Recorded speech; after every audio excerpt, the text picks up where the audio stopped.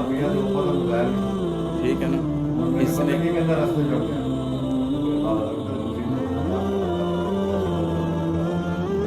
हमें सर वो भी चाहिए, और इसके साथ जो 3 औरतें हैं वो भी हमें चाहिए। सर ये बैग इसी के पास था, मैंने आईटी ऑफिस से 3 दिन पहले तस्वीरें इसकी निकल ली थी। इसके साथ जो 2 बीवी हैं उनका अभी इसने कहा कि हमारी शाजिया और हमज़ा बच्चा है।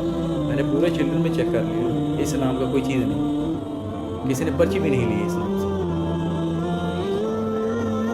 अभी इसके पास 1000 इसके पास पर्स और